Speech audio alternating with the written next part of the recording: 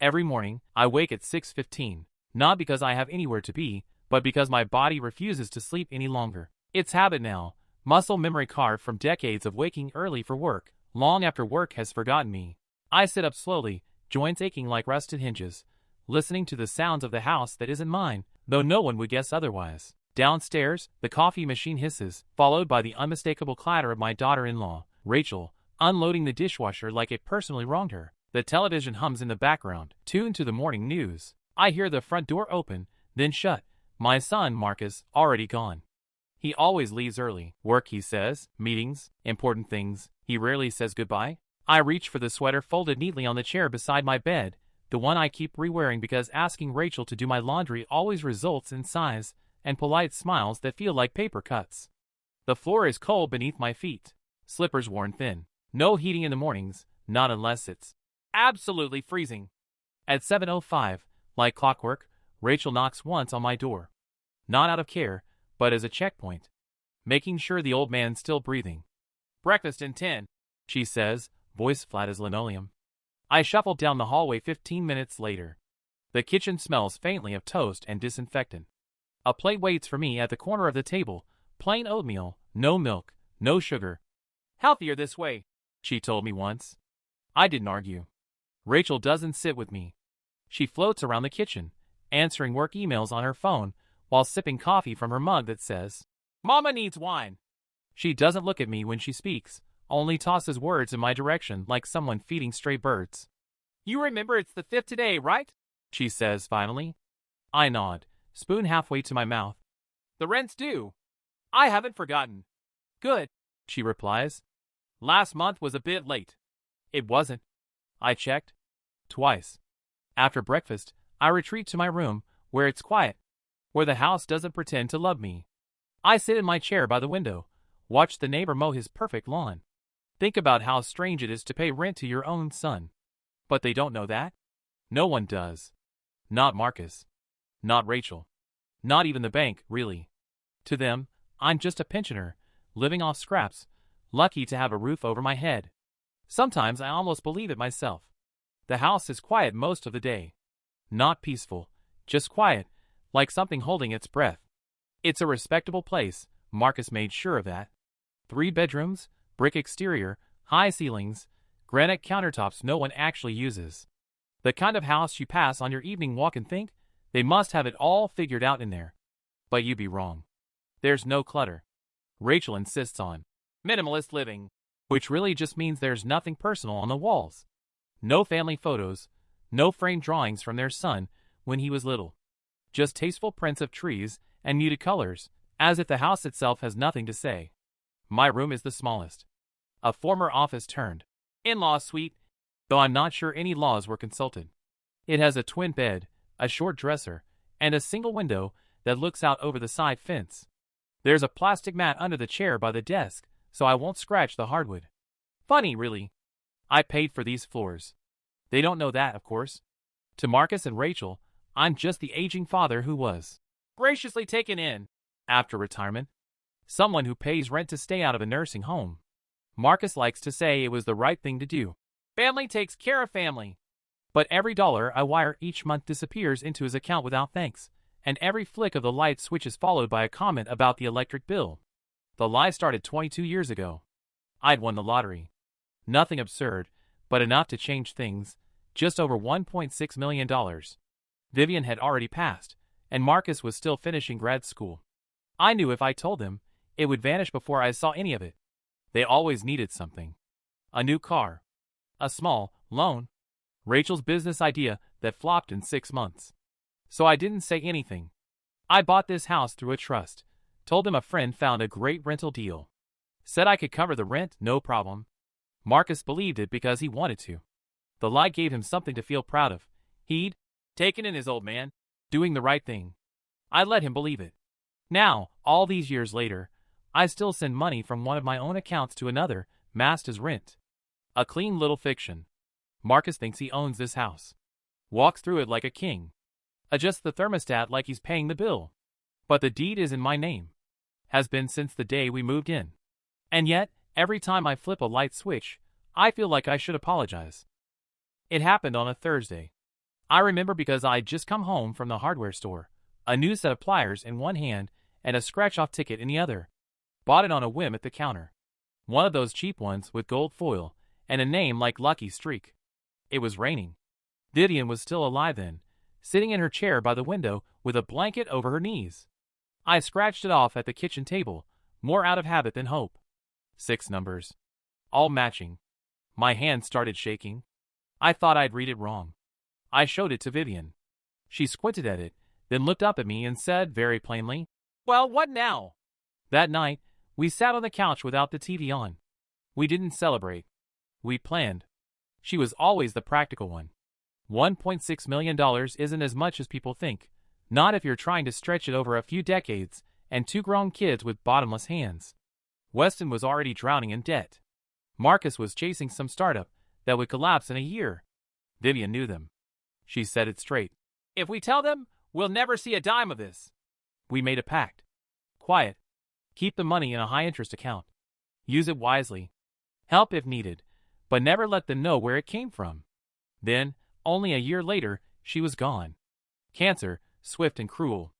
I didn't touch the money for almost a year. I couldn't bring myself to. Then Marcus called, said Rachel was pregnant, said they were looking for a house. Asked if I could move in with them so they wouldn't have to find a place with a mother-in-law suite. Said I could pay a little rent, just enough to help with the mortgage. Instead, I bought this place. Quietly.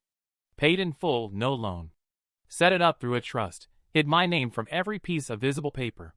Told Marcus I found a private rental and moved in like I was just another retiree clinging to his pension.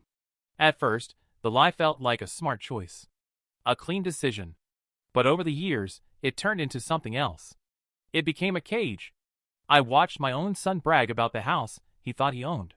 Watched Rachel complain about taxes on a home they didn't pay for.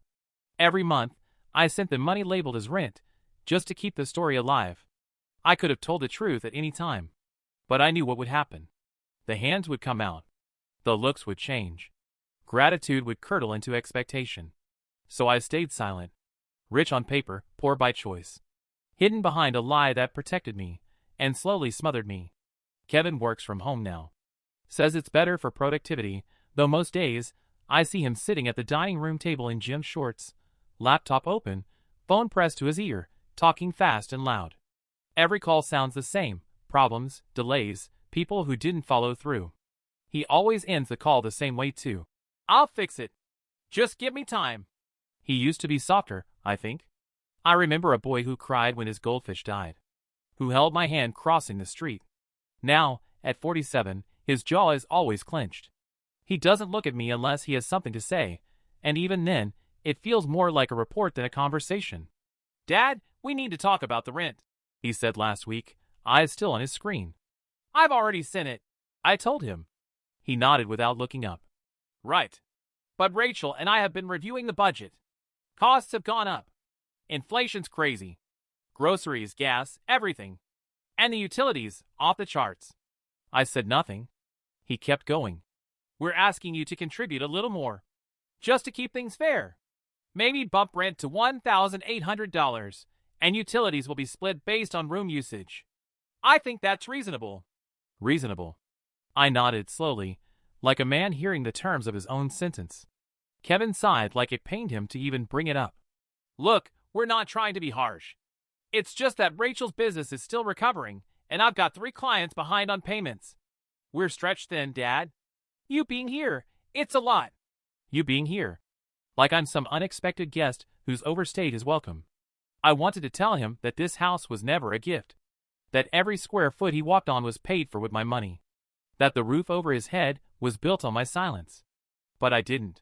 Instead, I asked, "When do you need the increase?" He finally looked at me, and I saw something flicker in his eyes. Guilt, maybe. Or just relief that I didn't fight him on it. "First of next month," he said. "Thanks, Dad. I know it's not easy." Then he went back to typing. That night, I sat in my room and reread the same page of a mystery novel 3 times. Couldn't focus. Couldn't stop thinking about how a lie meant to protect him had turned me into something disposable. I sent Kevin nearly $2,000 a month for the privilege of living in my own house. He calls it support. Responsibility. But all I hear is, you being here. It's a lot. The jazz plays low from the little speaker on the windowsill. Something soft and smoky, Coltrane, maybe. It fills the room like fog, curling into the corners, smoothing over the silence.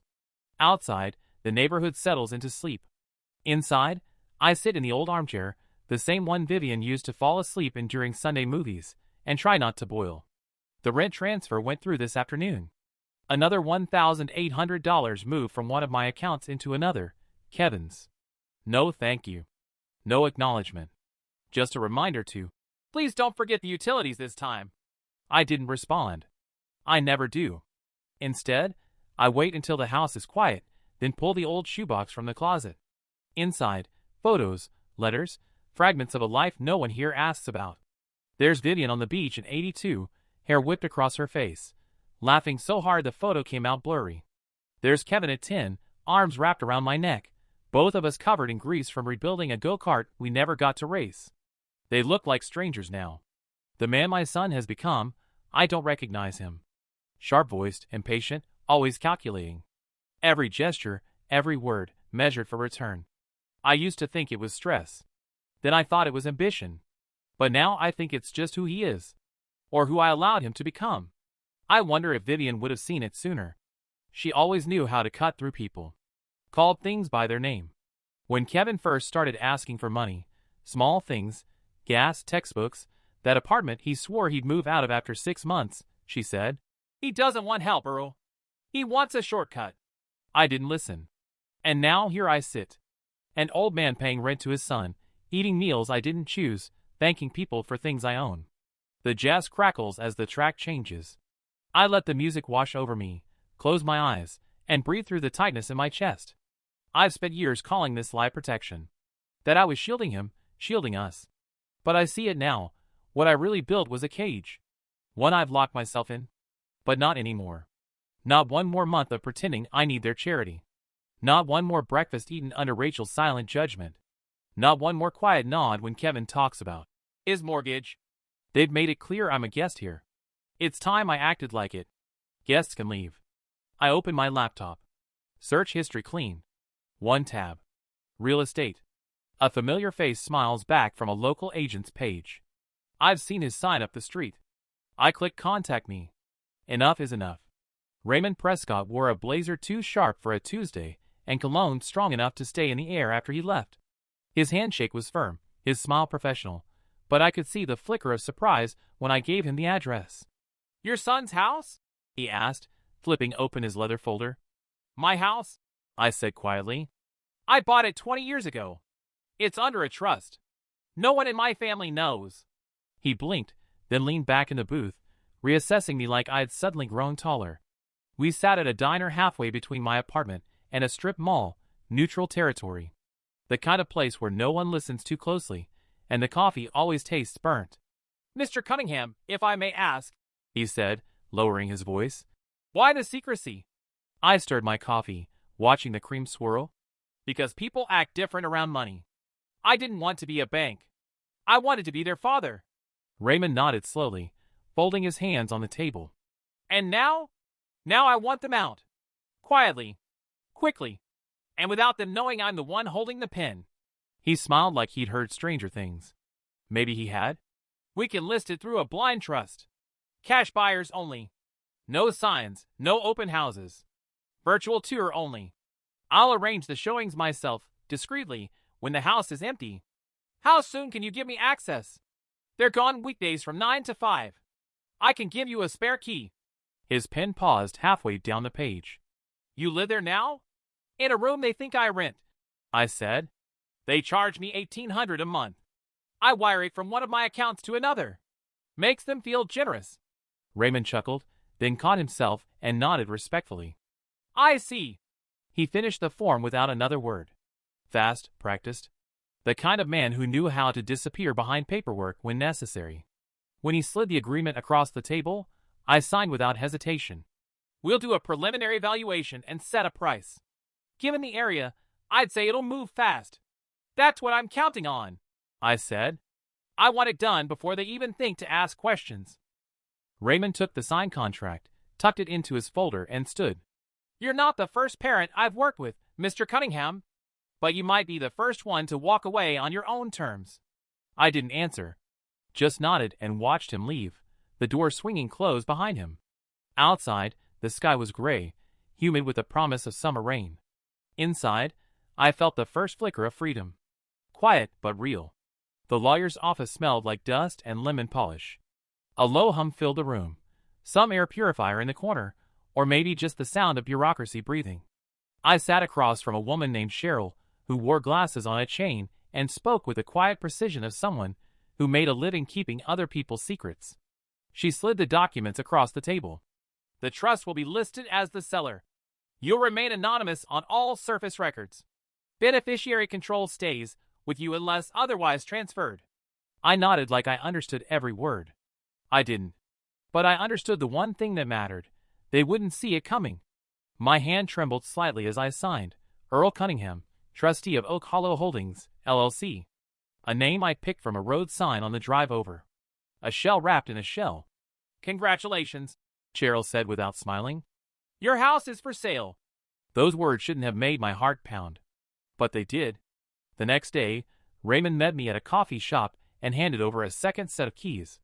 I gave him the original. Showings start Thursday, he said. I've scheduled them between 10 and 3, just like we discussed.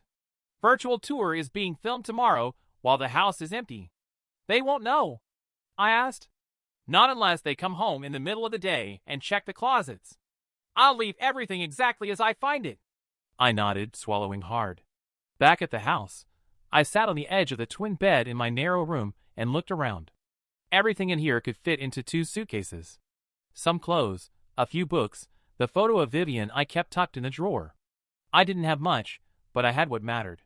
Rachel passed by my door without knocking, phone pressed to her ear, whispering something about credit limits and refinancing. Kevin's voice echoed faintly from the living room, mid-lecture on a conference call. No one noticed me. No one ever did. And yet the walls belonged to me. The roof. The floor under their expensive rug. They walked through the place like owners, but every creak, every chipped tile, every forgotten nail in the stair rail, I'd paid for it all. Now I was selling it piece by piece, quietly, with the same steady hands that wired the outlets and changed the locks when we moved in. Freedom, I found, doesn't always feel like a grand gesture. Sometimes it feels like signing a document no one else will see.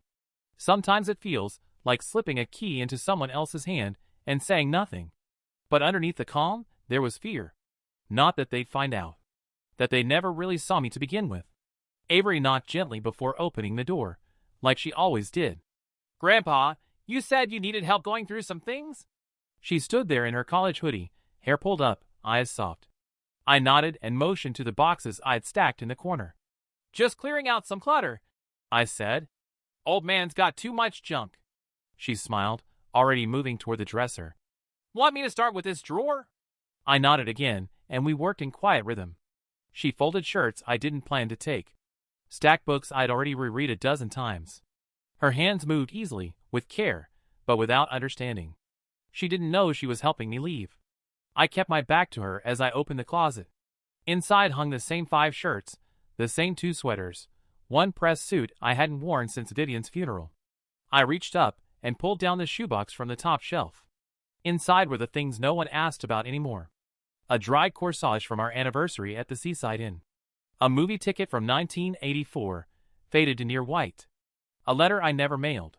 And the photo, Vivian in her garden, holding up a tomato like it was gold. She used to sit in this room with me when it was first built. Back when the walls still smelled like paint, and we joked about being the grandparents in residence. I'd find her curled in a chair, book in hand, one leg tucked beneath her.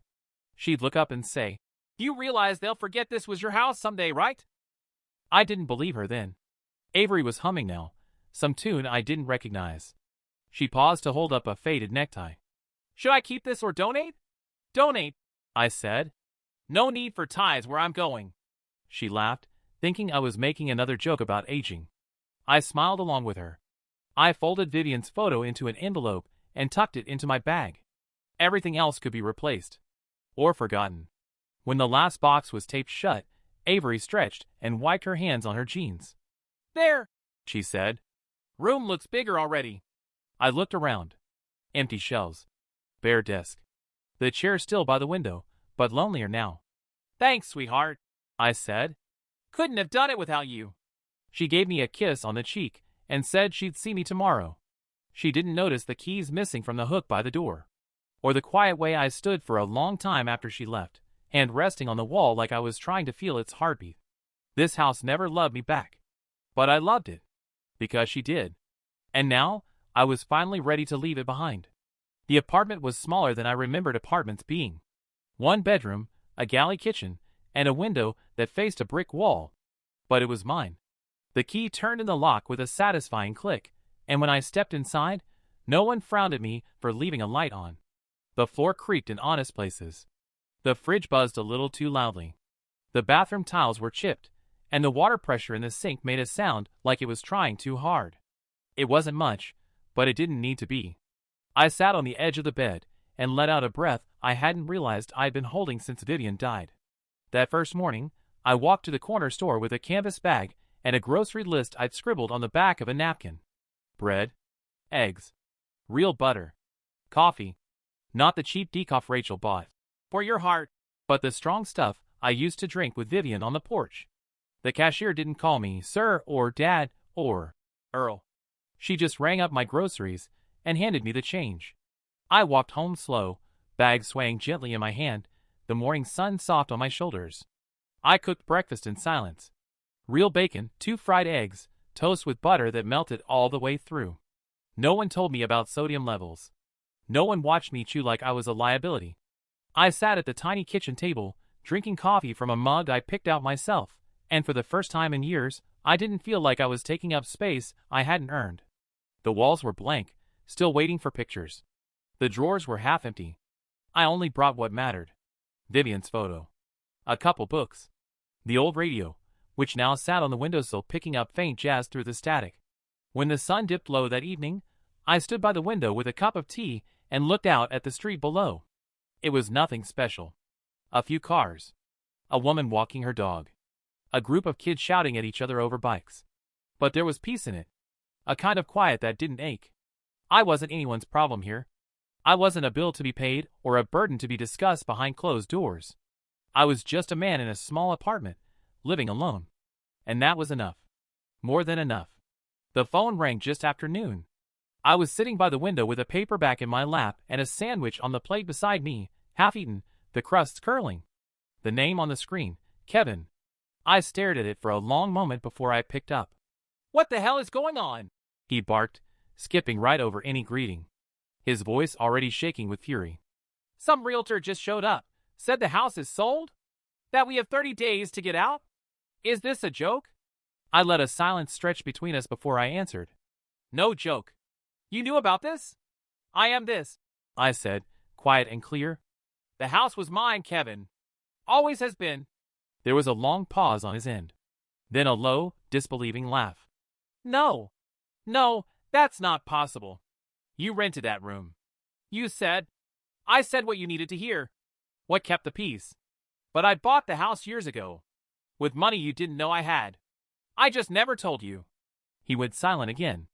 I could almost hear him doing the math, scrambling to make it make sense. "You're telling me you lied to us for years?" he finally said. "You let us believe we were helping you. You let us."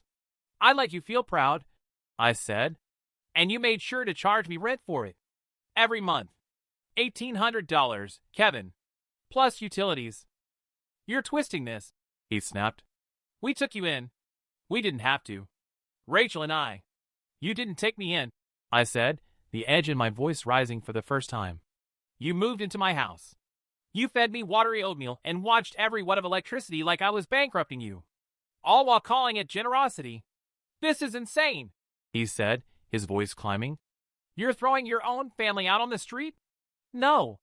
I'm selling my house. You have 30 days. That's more time than you gave me when you threatened to raise my rent." He didn't respond right away. When he did, his voice had changed. Cooler.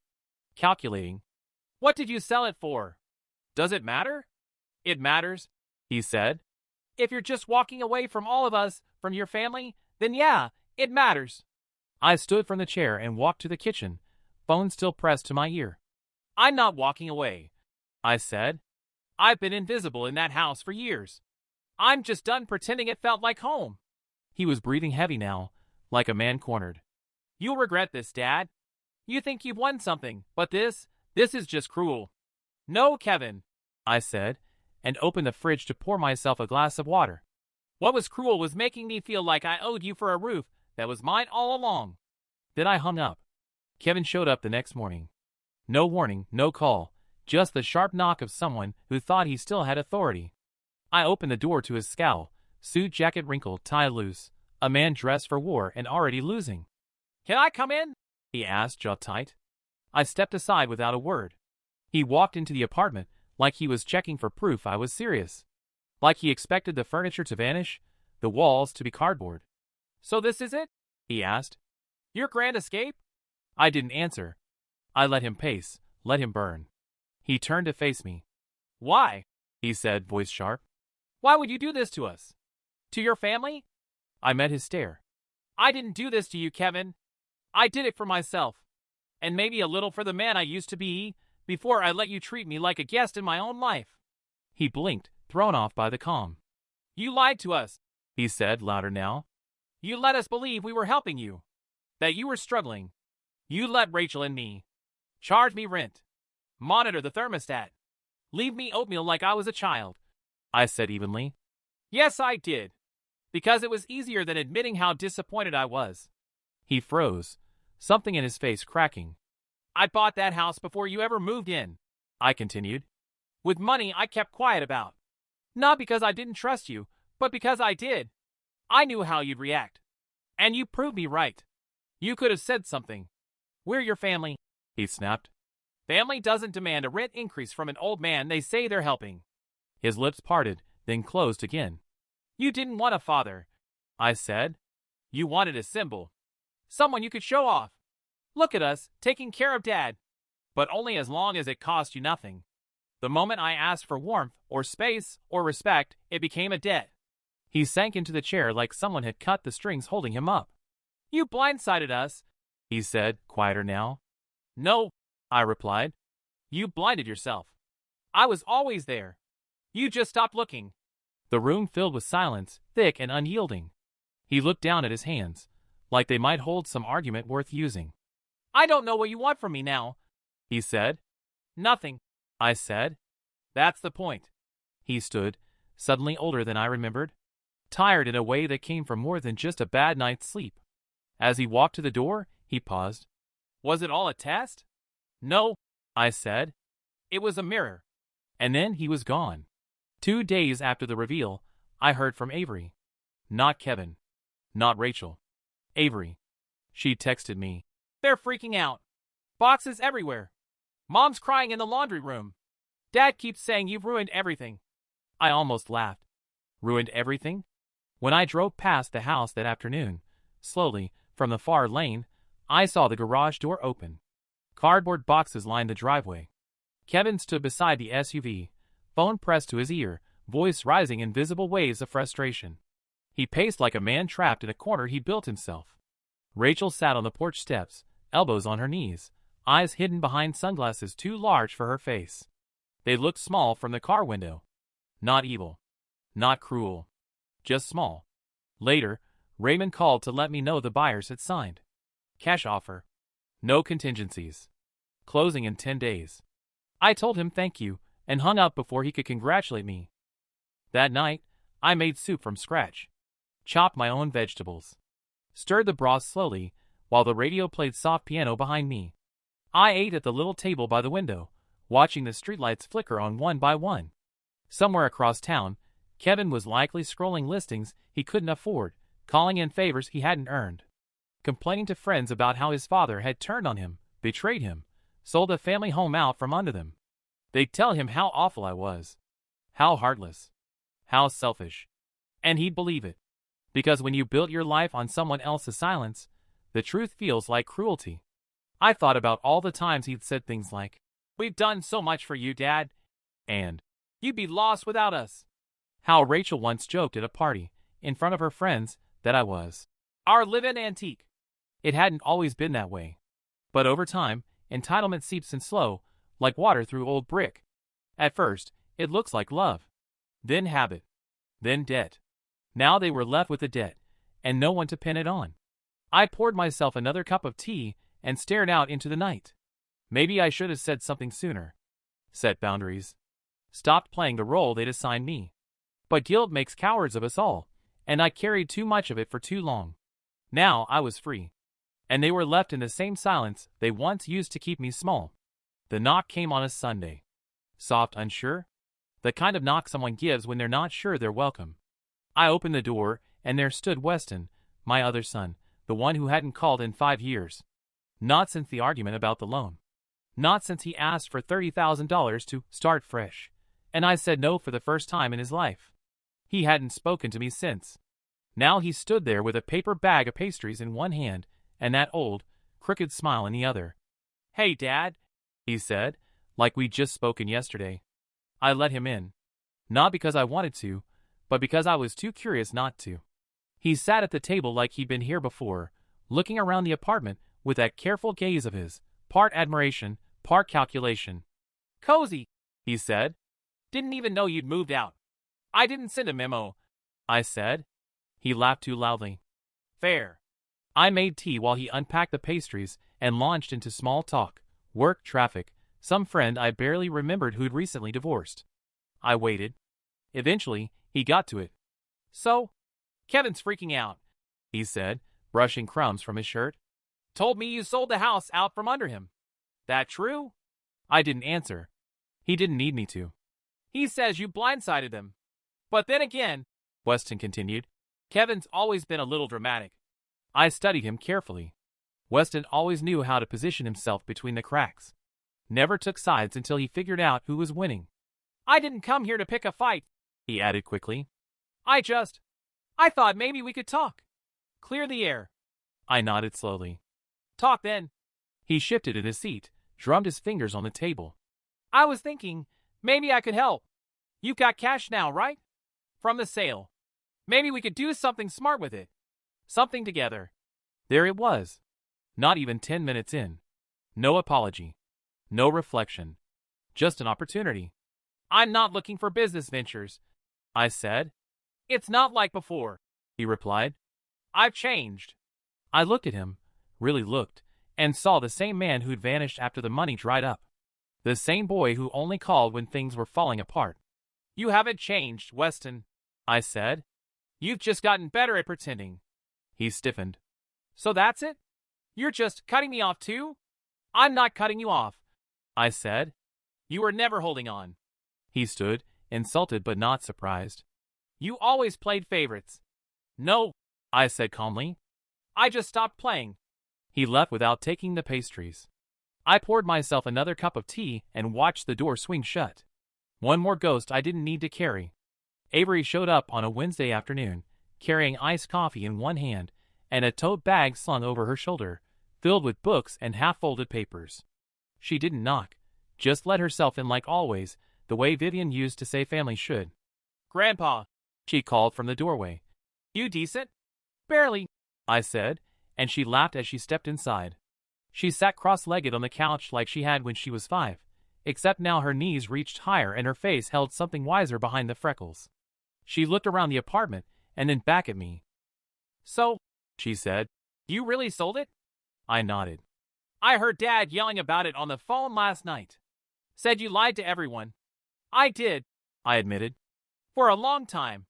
She didn't say anything right away. Just sipped her coffee and waited. "I bought that house," I said, "years ago. With money I never told anyone about. I let them believe I was struggling. Let them believe they were helping me." "Why?" she asked, not accusing, just curious. "Because I didn't want to be seen as a bank. Or a wallet. I wanted to be their father. Their family." She nodded slowly. "And they treated you like a tenant." I smiled, not because it was funny, but because it was true. "You always noticed more than you let on." Avery looked down at her hands. "I used to hear them argue about you. Like you were a chore. A bill. But you never said anything. I thought maybe you just didn't care." "I cared," I said. "Too much, maybe." She leaned back against the cushions and let out a quiet breath. I'm glad you got out. For a moment, we just sat there. The air felt lighter than it had in days. I've been thinking, I said, about the future. About yours. She raised an eyebrow. I'm not taking your money, Grandpa. I know, I said, which is exactly why I'm giving it to you. I reached for the envelope on the side table and handed it to her. Inside were the papers for a trust fund, enough to cover her college tuition, plus a little extra for life to happen. She opened it, skimmed the first page, then looked up at me with tears she didn't let fall. You didn't have to do this, she whispered. I know, I said, but I wanted to do something for someone who never expected anything. She leaned forward and hugged me, long and quiet. When she left, the apartment felt full, not empty. That night, I slept with the window open and the jazz turned low. For the first time in a long time, I dreamed of the future. The garden wasn't much to look at, just a square patch of dirt behind the apartment, boxed in by a leaning wooden fence and shaded half the day by a neighbor's overgrown maple. But it was enough. I started small. Tomatoes, basil, a row of marigolds just for color. The soil was stubborn, dry and full of old roots, but I didn't mind. I liked the feel of it under my fingernails, the ache in my back after an hour spent bent over the earth. The quiet. No one watching the clock. No one reminding me to drink more water or asking if I'd taken my pills. Each morning, I stepped out with my coffee and checked the leaves like they were old friends. The sun felt different now, less like something passing through a window and more like something I could stand in and breathe. I kept the radio close, propped on the windowsill, always tuned to jazz. On clear days, I left the door open and let the music drift out with the breeze. Coltrane, Davis, Monk, they filled the air like voices I trusted. And then there were the letters. It started with one. A single page, folded neatly, and slipped into the old tin box I kept by the nightstand. Dear Vivian, I wrote, you wouldn't believe the tomatoes. They're stubborn as hell, like you. But they're coming in all the same. I didn't plan to write another. But the next morning, I found myself reaching for the pen again. Then again the day after. I wrote about the garden, the warmth of the mug in my hands, the girl upstairs who sang to herself when she watered her plants. I told her about Kevin, about Weston, about Avery's quiet strength, and the letter I'd signed to make sure she'd be okay long after I was gone. Sometimes I just wrote I miss you over and over. There was no one to read them. But that wasn't the point. The apartment was quiet in the evenings. Peaceful. I read, or listened to the wind, or watched the sky darken with a kind of reverence I'd forgotten I could feel. I didn't check my phone much anymore. Freedom, I was learning, isn't loud. It doesn't kick the door open or make grand speeches. It slips in through the cracks. It sits beside you while you tie your shoes. It waits for you in the garden. I wasn't chasing anything now. I was just here. Planted. And growing. It was early evening when I heard the knock. Not frantic like before, not loud. Just steady. Measured. The kind of knock someone gives when they've rehearsed what they're going to say on the drive over. I opened the door, and there was Kevin, dressed better than usual. No tie, but a clean button-down tucked in. He even shaved. His expression was softer than I expected, half smile, eyes almost kind. Hey, Dad, he said, like this was a visit, not a confrontation. Can I come in? I stepped aside, and he entered, eyes scanning the apartment like he was still trying to figure out how this all happened. He sat at the small kitchen table without waiting to be asked. I've been thinking, he started, about everything. About us. I stayed quiet. He folded his hands, leaned in. I know I've been tough. Maybe even a little cold. I never meant to make you feel unwelcome. Rachel and I, we were under a lot of pressure. You know how it is.